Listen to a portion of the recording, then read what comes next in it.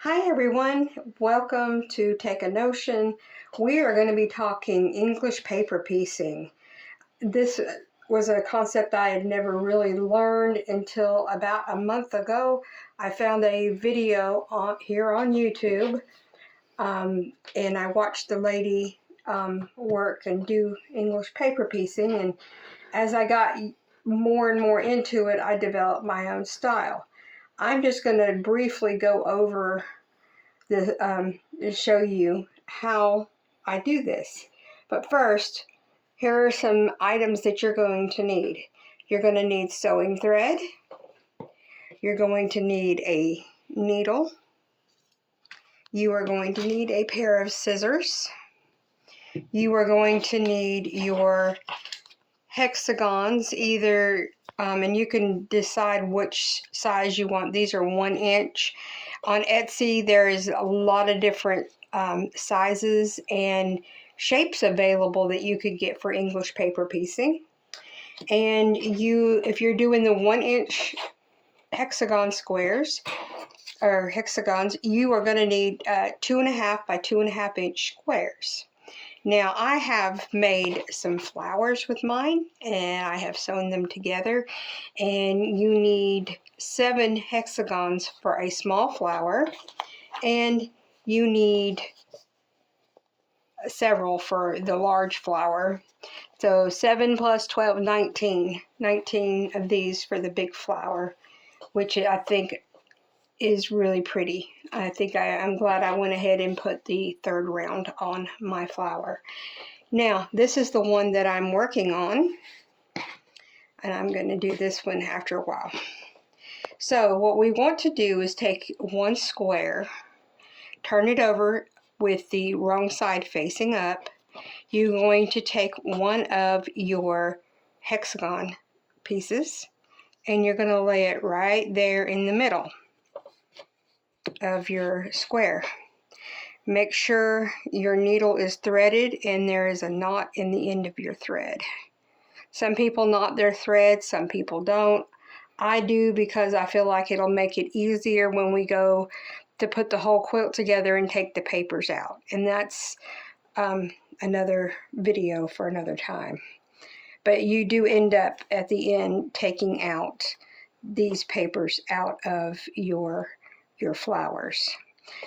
English paper piecing was developed along about the Depression era. Because fabric was so expensive, they would save their scraps, and they would try to put their scraps together in a quilt, and they came up with cutting different shapes of paper and sewing fabric onto the paper and sewing it together to make a quilt. So what you're going to do is you're going to lay your hexagon, or hexagon, whichever way you say it, in the middle. Make sure there's the same amount of space on each side. You're going to fold over that top piece right there, and then you're going to fold that corner over. So you're going to have a fold like that. To start, you're going to take your needle and you're going to go into that fold and come out. It's okay if you go through the paper. Now, if it's hard at first, you can totally use a clip, and you can clip your fabric onto the paper. And then you move on.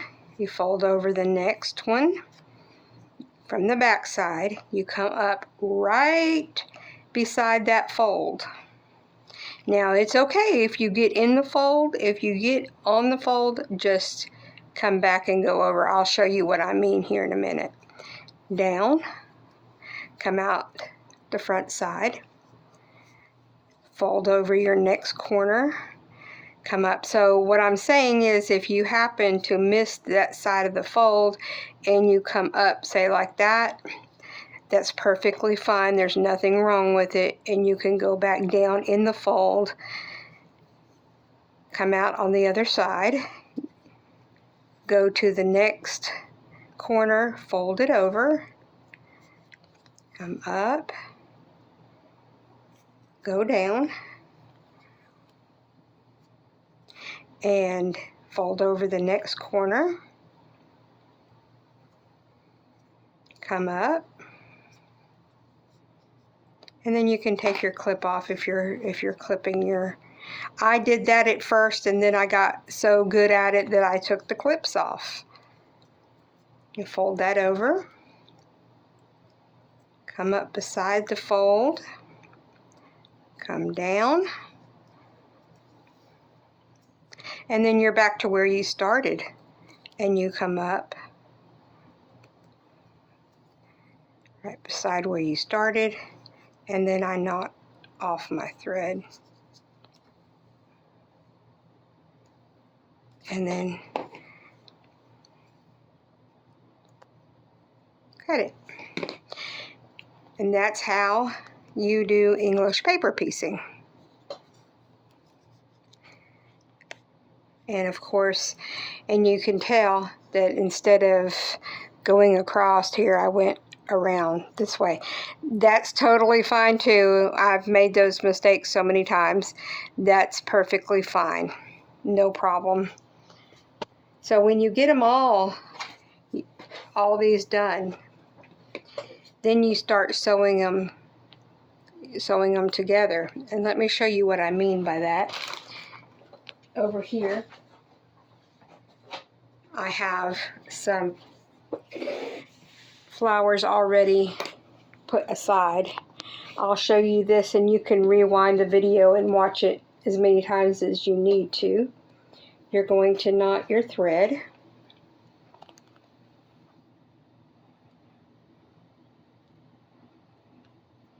Put a good size knot in there because sometimes it'll slip through that paper. And then you turn your pieces over. Some people, and it's totally fine if you do this, some people lay it flat together and do a whip stitch. That's totally fine. I saw a lady here on YouTube, and she did what's called a flat back stitch. I don't know if she developed it herself or what, but I started doing it, and now I can't do it any other way. You're going to make sure you let go the end of your thread and you have it. This is a tricky part. If you need to and you have sewing clips like this, you can totally put a clip there at the end until you get it started, if they'll stay together. Sometimes I just hold them.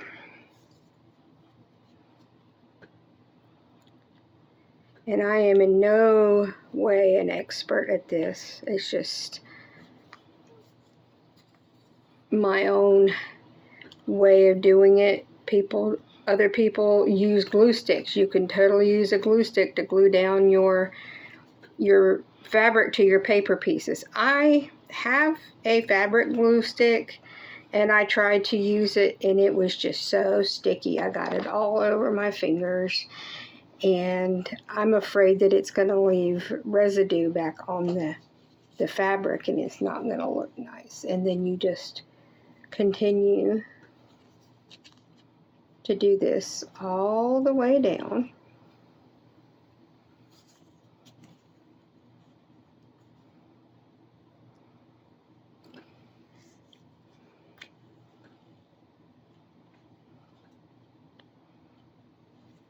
And for now, this is English paper piecing. There are other videos out there on YouTube. Other people can show you too. You can, if you're like me, you go and you look at a bunch of videos and decide which one you like the best. And if you happen to clip the edge of the paper and sew through the edge of the paper, it's okay.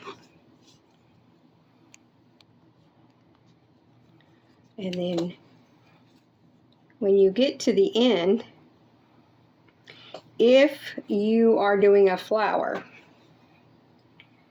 instead of cutting your thread, you can just take the next piece.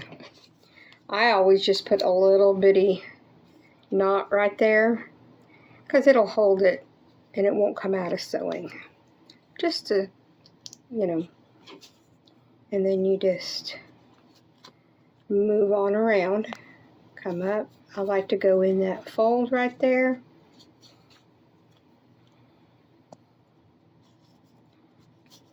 And again, just sew all the way down to the end.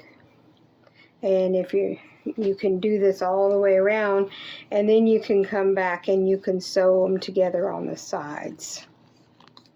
I just find it easy to, if I'm putting them together like this, just to continue without cutting my thread and going all the way around.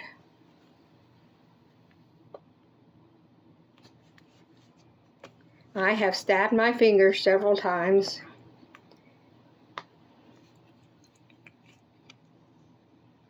So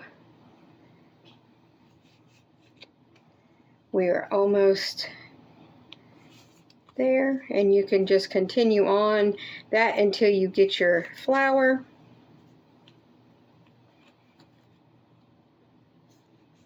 And that, folks, is how you do English paper piecing.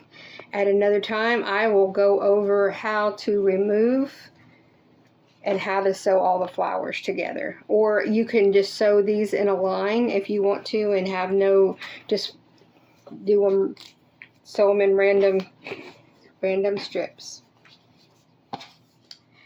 Thank you for watching this video. Please like, share, and subscribe.